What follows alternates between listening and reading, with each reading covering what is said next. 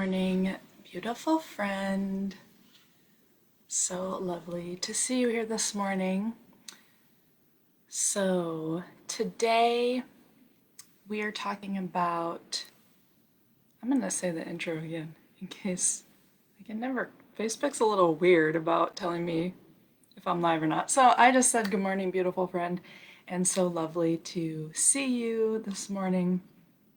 So today we are going to talk about anger and anger's role in spiritual practice and mental health, and what it can do for us, and how it's not actually a negative emotion. And we hear that a lot in spiritual community or in spiritual practice or whatever.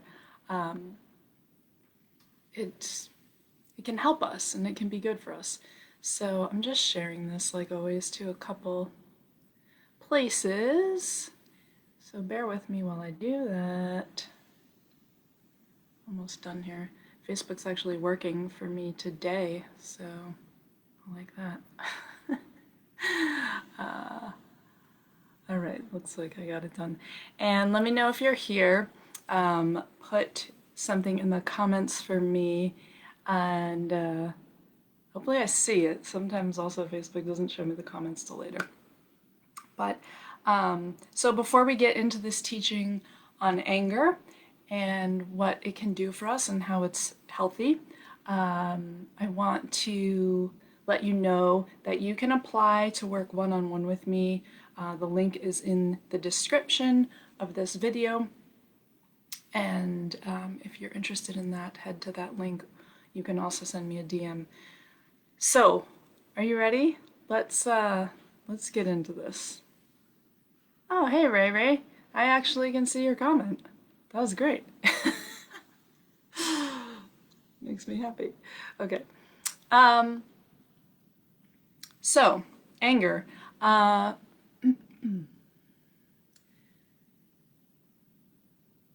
have a lot of things to say about it, and I'm sorting my thoughts a little bit. So this gets into a little bit of like how not to have toxic positivity and how not to spiritual bypass. These are really big and important topics, I feel, within this field of spiritual work and also within mental health. So anger often gets this label of negative emotion or being bad for us, and it just isn't that way. Like any other emotion, or really any other like thing that we consume,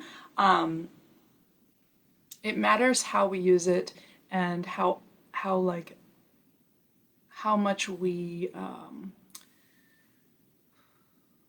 allow it to move through us or hold on to it for dear life. So that's a really important distinction. So I want to talk about what anger can do in a healthy way. So very often when we get angry, it's a sign that something is not right in our world, that something isn't fair or just, or that our needs aren't being met, or we are being treated in a way that's unacceptable. And that can both be on a personal level and on a group level, on a society level. So in my own life, I didn't allow anger for a very long time. I didn't allow it, and it wasn't allowed. And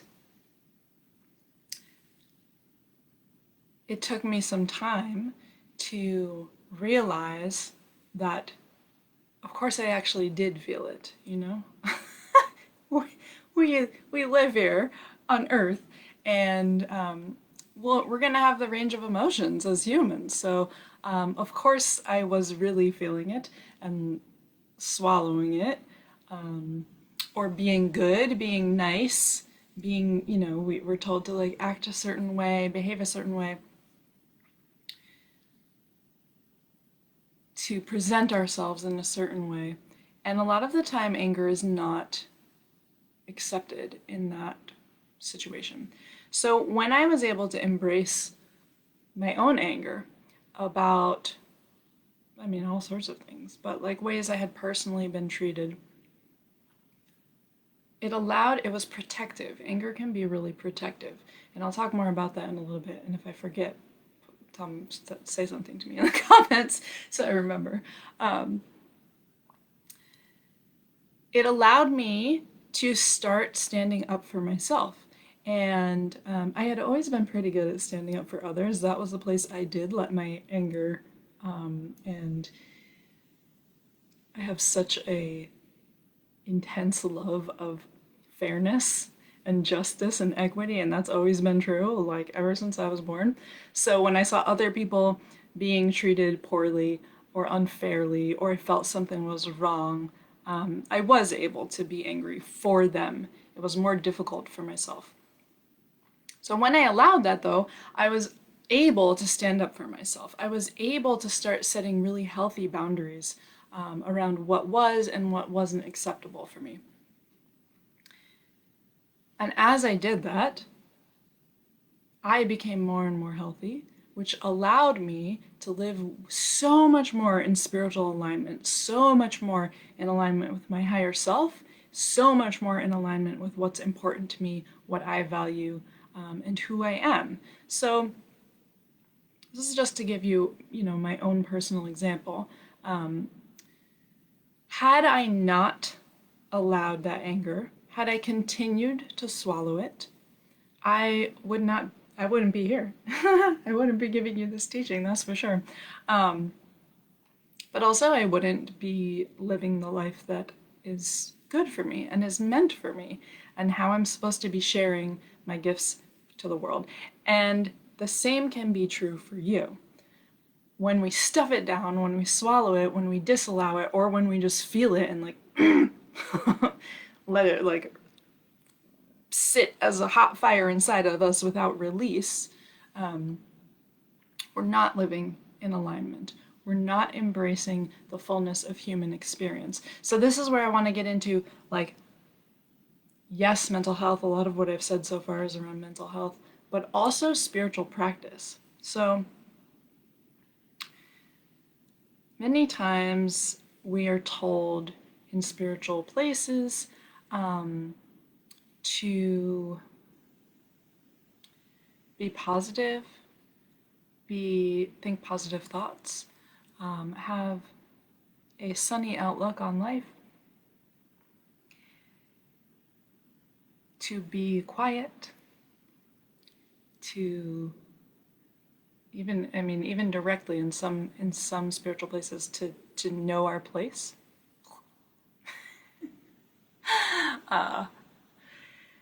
And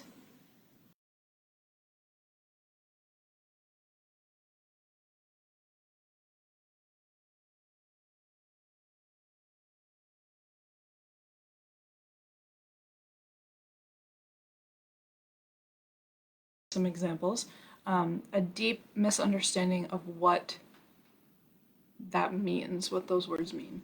So think positive thoughts.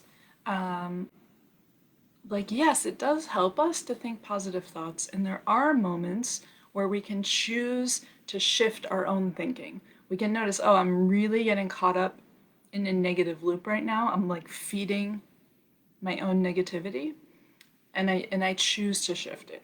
I choose to do something that brings me joy so that I can shift it.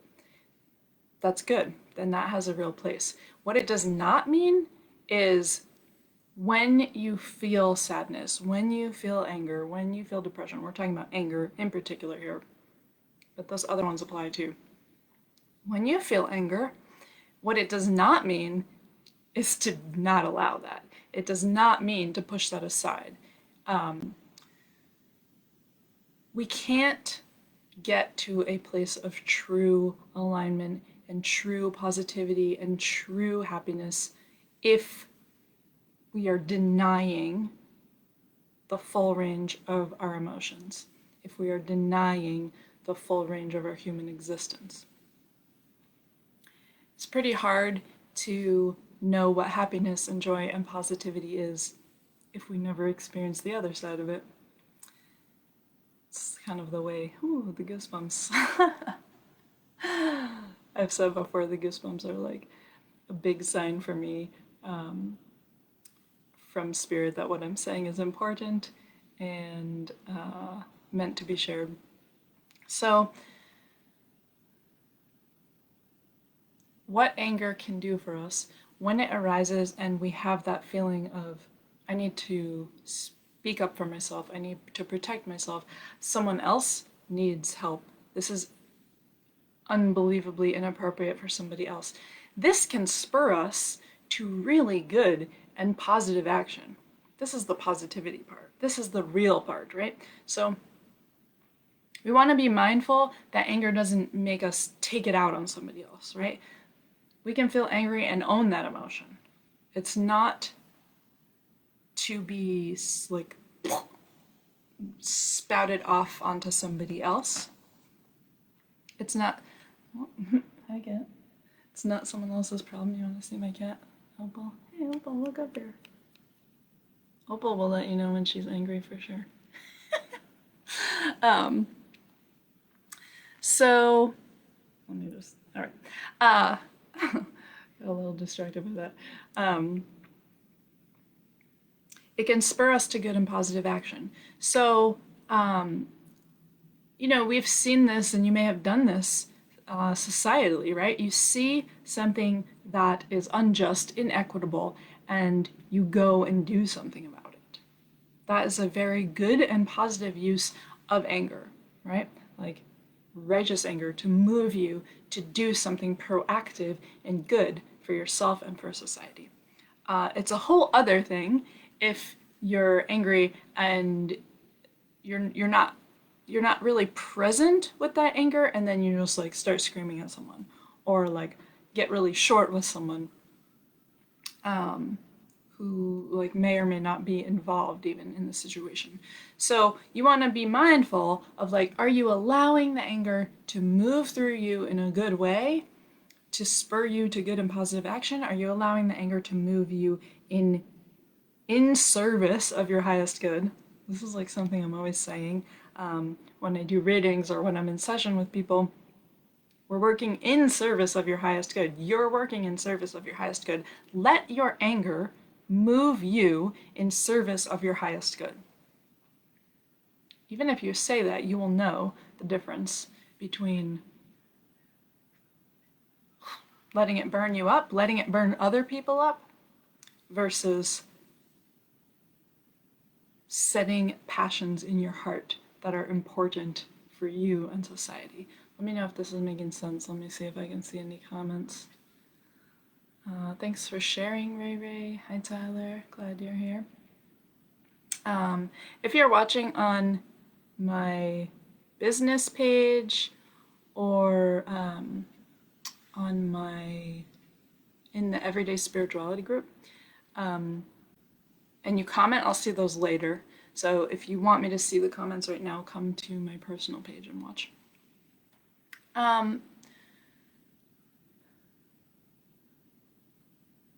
So I also want to, it wants to be talked about, how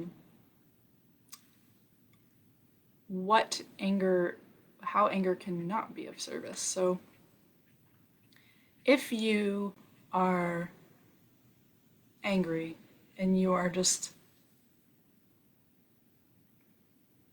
deeply attached to that emotion and you let it inform every last thing you do, if your first response to everything is anger, if you like hold it in your heart as like a dear hook attachment, if you let it hook into your heart, that will end up harming you. And it doesn't mean like, oh, all is lost. Like if you find yourself in that position where anger is your go-to, it's asking you to explore a little deeper, to explore what is underneath anger. And as I said, anger is often protective. Allows us to protect ourselves, allows us to protect our community, our loved ones, our friends, our family. If you're constantly in that anger phase, you are likely not being protected somewhere in your own life. It's often a clue into places where you don't feel safe. And that's not a bad thing. It's actually a good thing because it gives you a little avenue to pursue into helping yourself. So you don't want to deny your anger, and you also don't want to get so attached to it that that you can't let it go, that you can't let it move through you in a good and healthy way. That you, let's say you have the anger and it spurs you to set a healthy boundary, and it spurs you to speak up for yourself, and it spurs you to change a situation that's bad for you. Good, all good. And then you're still holding on to it, like telling the story over and over and over, letting it like recycle and reignite itself constantly. This is ultimately not in service of your highest good. Let me know if this is making sense. So we want to be, we just want to be mindful like anything else. Yes, April, love and light only type of shushing is toxic, totally. And Stace, thanks for the yes, loving this. Okay. I'm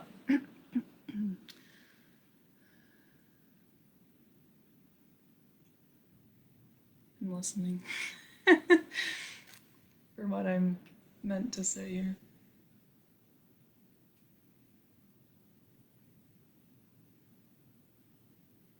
Okay, so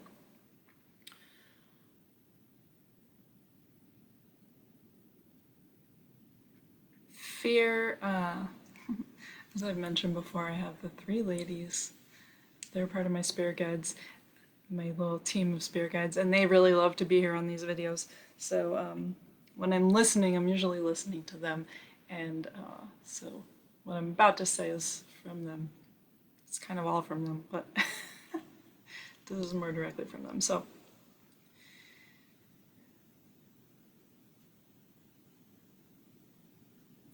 anger,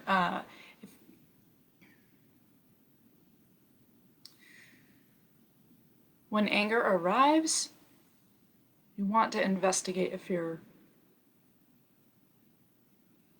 hiding. When anger arrives, you want to investigate if you're hiding sadness or fear or lack of love.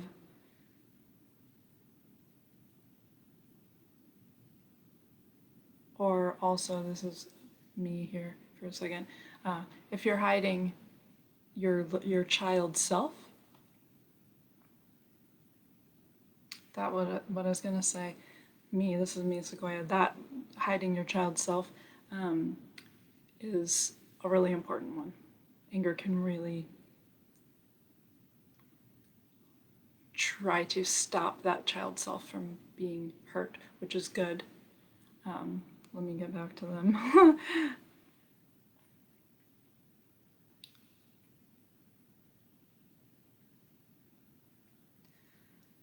If you're hiding any of these parts of you under the veil of anger,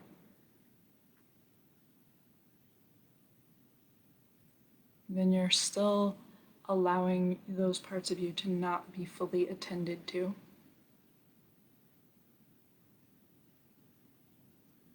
And we ask you to attend to these parts in a healthy and safe way.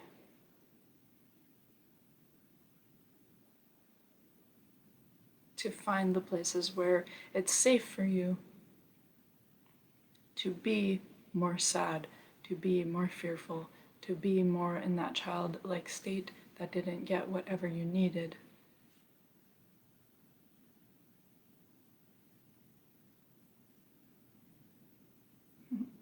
And we can be with you, and your spirit guides can be with you if you call them in, to give yourself permission to be safe. Okay. I'm coming back here. I'm always here, but you know. So this brings me the permission to be safe that they were just talking about. That was kind of all three of the ladies, by the way.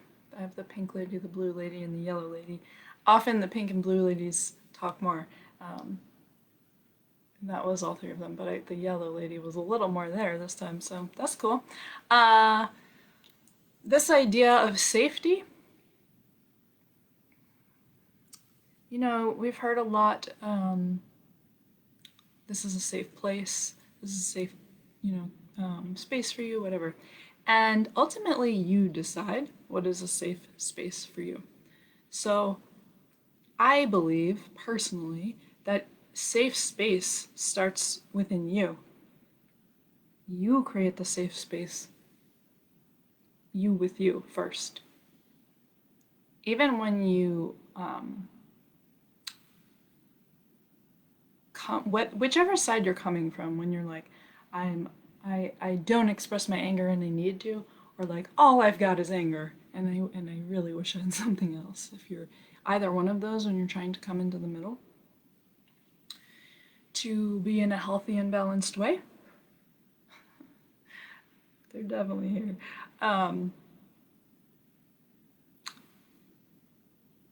They make me smile even if I'm talking about intense things. So when you allow yourself to even acknowledge that, to even say, like, I want to come from one side or the other into the more healthy and balanced range with this emotion, with anger, that's already you starting to create a safe space for yourself, safety within you, with you, right? You can, other people can absolutely help you, and there's like numerous ways, a plethora of ways for you to be supported like that. But it does start with you. It does start with you allowing the fullness of your existence. Even saying, I want the fullness of my existence. Is this making sense? Let me know. If that is not, I'll go into it more. So I'm just reading these comments. Okay, Stacy says making sense. If you relive the anger after acting from it, tips to disengage from that. Okay, yes. And me Sequoia as a musical. That's cute. I like that. And yes, Ray, I've definitely thought about the colors with my ladies as well. Maybe I'll talk about that another time. Okay. So if you relive the anger after acting from it, so tips to disengage that. One thing I recommend is I recommend you meditate, everybody, for anything, ever. A regular meditation practice has extremely helped me with all of this stuff. It's not the only thing I've done, but it's been a big part and in a big way for me to connect with spirit and help heal my own self and bring these kind of things to you. So in your meditation, whatever kind of meditation you do, or if you do prayer work, it's kind of the same idea. Meditation or prayer, whether you're doing sitting meditation, walking meditation, moving meditation, sitting in prayer, bring the anger to, when you're reliving it, bring it to that space. Ask for it to be held in sacred space. when you are, the other thing, this happens to me a lot where I have too many things to say at once. Um, so let's slow it down and put it in order. So bring it to your sacred space, ask for help with it. I find it really helpful if I'm angry and I take the good action, the positive action,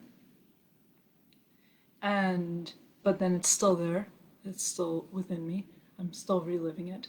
I find it really helpful to go to my meditation cushion while I am angry. Like, oh, I'm living it. I'm like, I can't believe that. So ridiculous. Whatever. I go sit and meditate while I'm angry, and I'm not trying to stop it, but I am bringing it to the sacred space so that I can receive assistance with letting it move through, with letting it wash out of my body. The other thing I will say is if you're reliving it, that part that's asking for protection hasn't felt fully heard, seen, cared for, felt um, um, felt safe yet. And so, same thing, like bring that into the sacred space as well. Ask for more clarity about what this part of you is and what this part of you needs in order to allow it to go. I was going to say let it go, but I think it's more like allow it to go. Now I have to remember the other thing I was going to say about it, about reliving it. Oh, this is not what I was going to say. I don't remember what I was going to say, but here's another point about it. When we have anger and when we're reliving it, one thing that in our day, this is big time, getting goosebumps about this one too. In our day-to-day lives now, we're not as physically active as we might be otherwise if we lived more the way we evolved to live. And that's not good or bad, but it just is how it is. So anger needs to move, like literally. It literally needs movement. So even though I just said I go sit with it, which I do, I also, in addition, recommend like some physical movement. So one thing I will do when I'm mad and it just is burning me up instead of lighting a good passion is like I don't really run because that's not my deal, but if you do, go run. But I will go like on a really fast walk, like it's to move it. Like if you think about as I said, I believe anger is protective for us. So let's say like, back in the way back when we like were out in the wild and something or someone came and was like a threat to our family, and then we get angry so we can protect. There would be physical action associated with that anger. Like it would spur us to literal action. And so anger like has a chemical makeup that moves through our bodies that's like asking us to move, to do something. So I recommend that as well. This is why like people get angry and they get in fights, right? Like literal physical fights. I mean, it's also why people get angry and they like get in verbal fights too. It's the same energy. So if you want to use it in a productive way and allow the reliving to calm down, allow the reliving space to clear out. In addition to the sitting, we kind of want both of these here. Move with energy, move with, like let those muscles do something about it. So I'll try to remember what the other thing I was going to say is. Maybe it'll come to me as I go on. So, all right.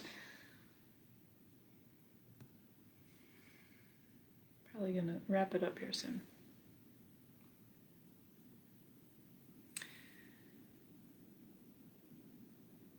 Anger,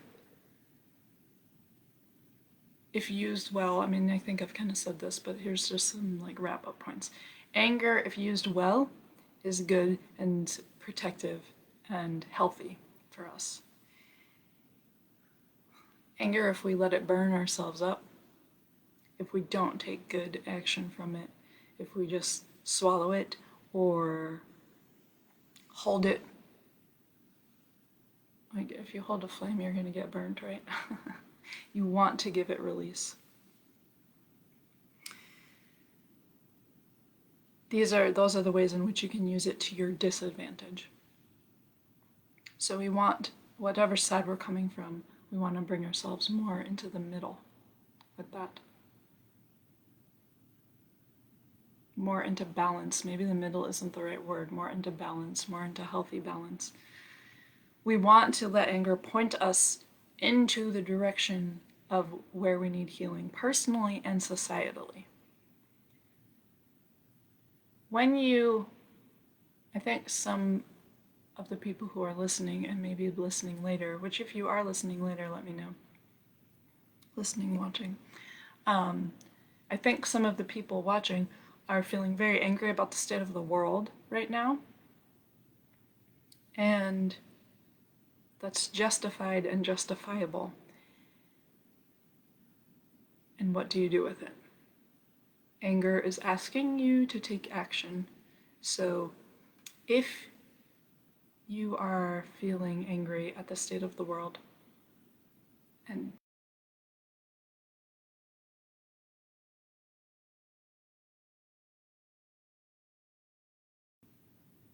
where are you directing that anger? Where are you giving voice to voiceless? Where are you moving that anger so that you are helping those who are in a position of being harmed, in a position of being treated unjustly? And you need to be careful because you don't want to victimize other people by putting them in the victim position. I hope that makes sense. That's not what anger's for.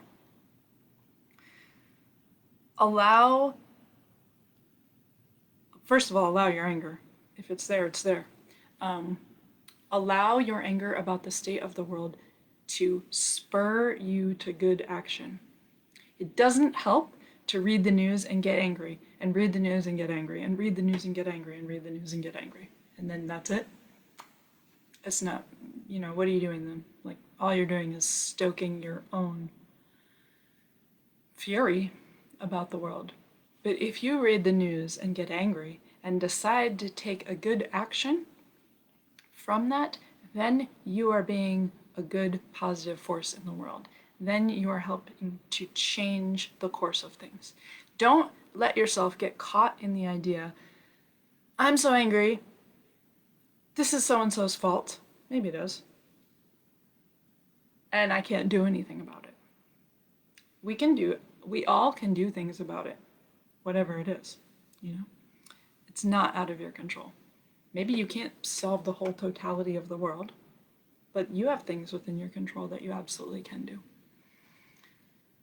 Okay, that was a little of an aside, but not exactly. That's still about anger too. All right, so check for any last questions, comments. April says so true. Thanks, April. All right, so I'm going to wrap up. If this is helpful to you, if this little series of teachings has been helpful to you, and you want to work one-on-one with me about this, about anger, or any of the things we've covered, head to the link in the description to apply to work one-on-one with me. This is your opportunity to see what is the good fit for you, to see what is the appropriate place for you, and how you and I can spend time together working on you, working on what's important to you in good, spiritual, sacred space. You decide if it's safe space. That's why I don't say safe space. combining spiritual practice with good mental health practices and holding what's important for you in those sessions. So thank you for being here. These always make me feel good, and I really enjoy having you here with me, whether live or on the replay. And I will see you again soon.